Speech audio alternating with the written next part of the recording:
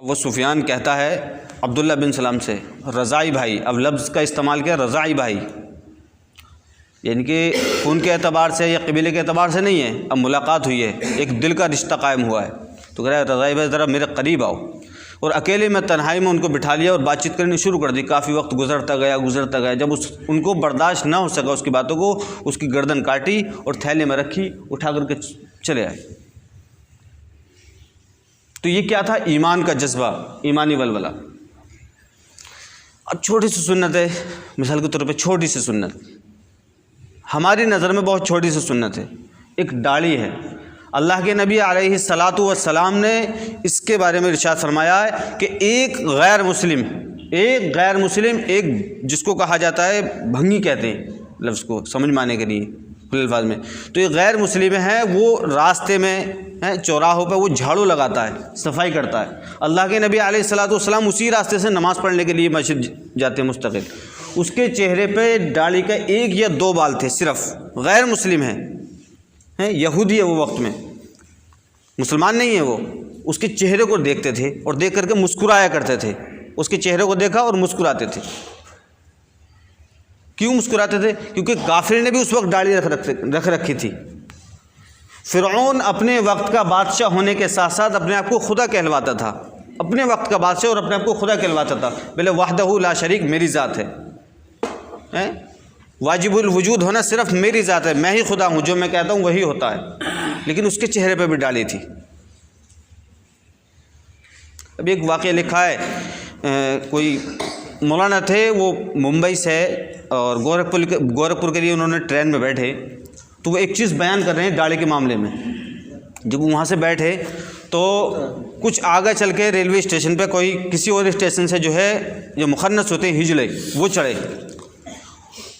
اب وہ جب ٹرین میں چڑھ گئے، چڑھنے کے بعد میں تو وہاں پہ بیٹھے ہوئے ہیں، اب انہوں نے پیسے مانگنے شروع کیے۔ عام طریقے سے سب معلوم ہے مخنثوں کے لیے وہ پیسے مانگتے ہوئے نکل جاتے ہیں، لیکن اکثر ایک چیز دیکھیے کہ کسی ڈاڑھی والے سے وہ کبھی پیسہ نہیں مانگتے، اپنی مرضی سے دے دو ٹھیک ہے، نہیں دو گے تو وہ کسی سے پیسے نہیں مانگتے ڈاڑھی والے سے۔ اب ایک غیر مسلم تھا، اس کے چہرے پر ڈاڑھی نہیں تھی، انہوں نے شیونگ کیا ہوا تھا، اب وہ بھی بیٹھا، تو ایک ملا جی تھے، ان کے قریب سے ان ملا جی سے پیسے نہیں مانگے، ان کے چہرے پر ڈاڑھی ہے تو اور قریب سے نکل کے چلے گئے۔ اب وہ جو اس لڑکے کو برداشت نہیں ہو سکا، کالج کا اسٹوڈنٹ تھا، بولنے کی صلاحیت رکھتا ہے، اچھا انگلش کا بولنے والا ہے، اس کو برداشت نہ ہو سکا، وہ کہنے لگا آپ ایک بات بتائیے، ہم سے پیسے مانگے، ان سے پیسے کیوں نہیں مانگے؟ بولے ایسی کوئی بات نہیں ہے، وجہ ہے۔ بولے نہیں، اس کا جواب دینا ہوگا۔ بولے جواب چاہیے؟ بولے سائڈ دو۔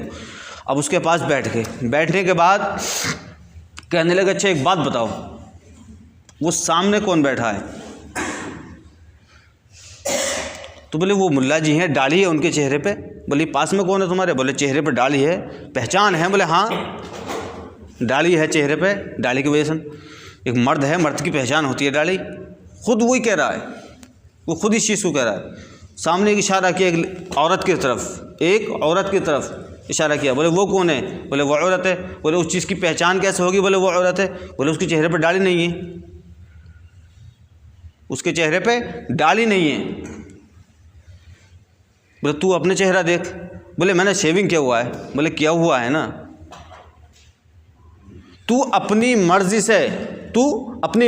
دیکھ، یہ اس کی پہچان ہے کہ یہ دنیا میں رہ کر کے دنیا بھی اعتبار سے اس چیز کو دیکھ، اس نے اس چیز کی پہچان دی ہے کہ میں ایک مرد ہوں، اور عورت نے اپنی پہچان دی ہے کہ میں عورت ہوں، لیکن تو نے کیا پہچان دی ہے؟ تو اپنی مرضی سے نامرد بنا ہے، نہ تو عورت ہے نہ مرد ہے، کیونکہ تیرے چہرے پہ ڈاڑھی نکل کر کے آئی تھی، تو نے ختم کیا ہے۔ اللہ نہ دیتا تب دوسری چیز تھی، لیکن تو نے خود ختم کی ہے، تو اب نہ تو مرد ہے اور نہ ہی عورت ہے، اب تو نہ مرد ہے۔ تو نے خود ہمارے گروپ کو، یعنی کہ ہم مخنث ہیں، ہمارے گروپ کو ہمارا ساتھ رہنا تو نے خود پسند کیا ہے، تجھے دنیا میں رہ کر کے ہم سے محبت ہے۔ کیوں؟ تجھے ہم سے محبت ہے، ہم عورت ہوں یا مرد، یعنی کہ کسی بھی دونوں طریقے کے ہوتے ہیں نا مخنث، تو عورت ہو یا مرد، چہرے پہ ڈاڑھی نہیں ہوتی کوئی سے کی۔ بولے تو نے اپنی مرضی سے ہمارے گروپ کو جوائن کیا ہے، ہمارے گروپ میں تو خود آیا ہے، ہم نے تو یہ نہیں بلایا۔ اور اللہ کے نبی علیہ الصلاۃ والسلام کی یہ حدیث موجود ہے، آخرت میں روز محشر میں قبر سے وہ انسان اس کے ساتھ اٹھایا جائے گا جس کو دنیا میں جس سے محبت ہوگی۔ ہم دنیا میں جس سے محبت کریں گے، آخرت میں اسی کے ساتھ ہمارا حشر ہوگا، یہ پکی چیز ہے۔ تو ادھر کہہ رہے ہیں کہ عبداللہ ہمیں حکم دیا گیا ہے اس وقت میں حالات کے لیے۔ میں نے اس آیت کو خاص طور سے اس لیے بیان کیا کیونکہ ہمارے سر پہ اتنا وزن نہیں ہے۔ تبلیغی جماعت والے اگر تشکیل کرنا شروع کریں تو 3 دن کے لیے کرتے ہیں، آنا جانا کھانا پینا واپس آ گئے۔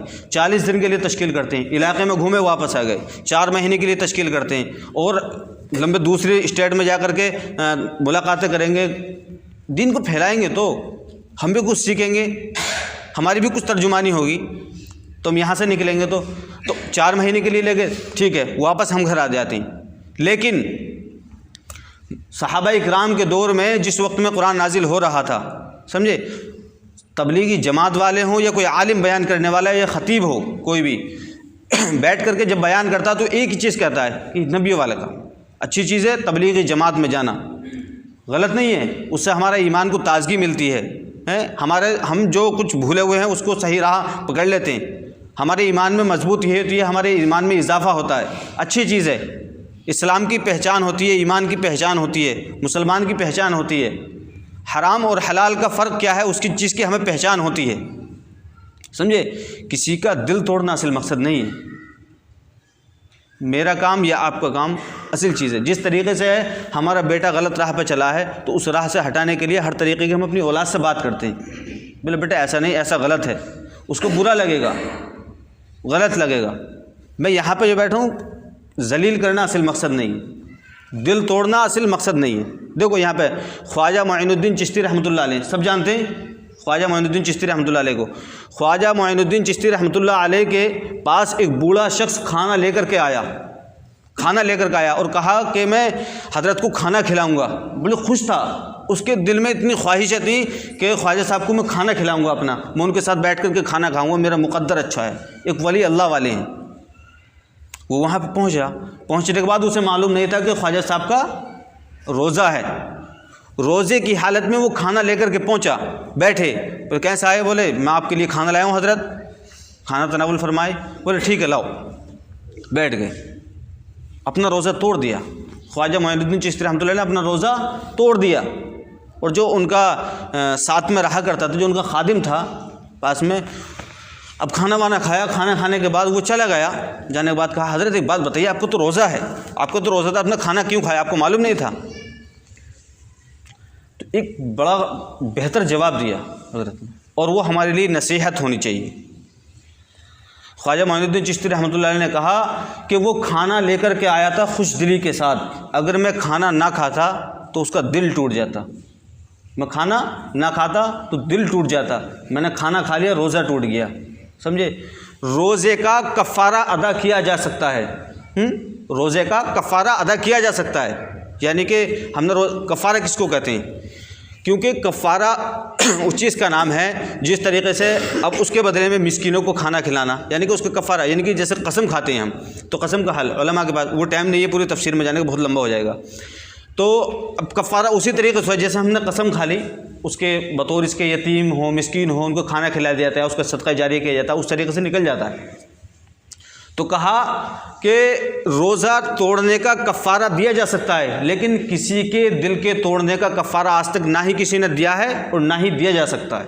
صرف دل توڑنے کی بنیاد کو لے کر کے اپنا روزہ توڑ دیا اللہ والے، سب سے اہم چیز۔ اصل مقصد دل توڑنا نہیں، احساس دلانا نہیں، ذلیل کرنا اصل مقصد نہیں ہے۔ میں یہاں پہ بیٹھا ہوں، آپ یہاں پہ بیٹھ جائیے، آپ سمجھا دیجیے، آپ بات کر لیجیے، ہم سنیں گے، آپ کی صحیح بتاؤ گے، ہم سنیں گے، احادیث اور سنت کے مطابق ہم کو بتاؤ، ہم بھی سنیں گے۔ ایسی بات نہیں ہے صرف ہم بولنا نہیں جانتے، ہم سننا بھی جانتے ہیں، ہم اس چیز کو نہیں کہتے۔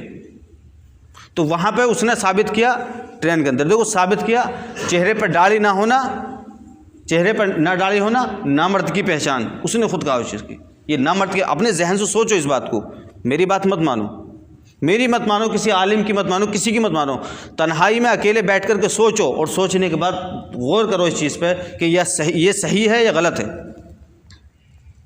اللہ نے عقل دی ہے، ہر کام میں استعمال کرتے ہیں، تھوڑا استعمال اس چیز کی اپنی زندگی کے لیے بھی کیا جائے، آخرت کی تیاری کے لیے بھی کی جائے۔ تو اللہ کے بندو، اللہ تبارک و تعالیٰ نے ہمیں دنیا میں بیکار پیدا نہیں کیا۔ میں نے پچھلے ہفتے بتایا تھا کہ ہمیں ہمارے باپ کو جو جنت سے نکال کر کے دنیا میں بھیجا گیا تھا، وہ قید خانے کے لیے، یعنی کہ سزا کاٹنے کے لیے بھیجا گیا تھا۔